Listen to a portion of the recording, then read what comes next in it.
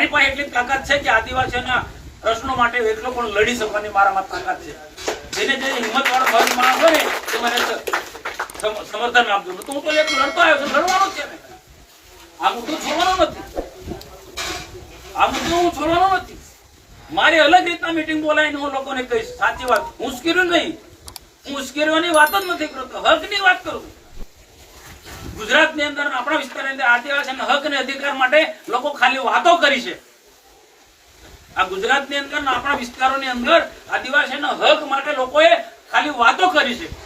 જ્યારે તો નક્કર રીતના કામ કરવા માંગુ છું, સાચી રીતના આદિવાસીના હક ને અધિકાર અપાવી શકું છું. મેં ખાલી હંબક વાતો નથી કરતો ને. જેના માટે રાજ્ય સરકારમાં પાર્લામેન્ટની અંદર પુરાવા છે. આદિવાસી જંગલની જમીન મળે, આદિવાસીને કઈ રીતના વિકાસ કરી શકાય, એ બધું જ્યાં કહેવાનું હું કહું છું. મેં પણ કેટલાક લોકોને નથી ગમતું. નર્મદાનું પાણી અહીંયા આટલે આપી તો નીચે ઓછું ઘટી જશે, ઓછું થશે. એમાં અમે શું કરીએ ભાઈ?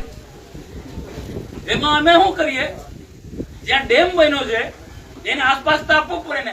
આ નર્મદાનું પાણી તમે કળજી વાંદરી સુધી જો આખો દરિયો છલકાયા કરે છે. એ પાણી લીપ કરીને ખાલી અહીંયા નાખવાનું છે ને, કોઈ મુશ્કેલ જ કામ નથી ભાઈ. તમે એવું તમને કેટલાક લોકો ઊંઠા બનાવે, આ મનસુખની કેવી માંગણી કરે, ખોટી માંગણી છે જ નથી. અને એક પ્રોજેક્ટ બન્યો જ છે, ત્યાં પીવાના પાણી માટેનો આખો પ્રોજેક્ટ બની રહ્યો છે. એકાદ વર્ષની અંદર ઉદ્ઘાટન બી થઈ જશે.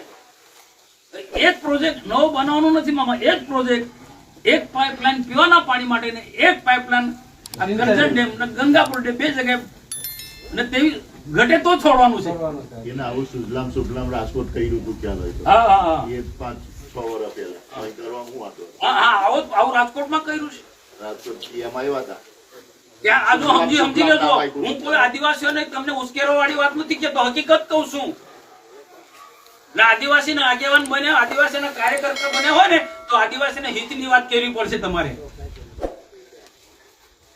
બોલવું પડશે.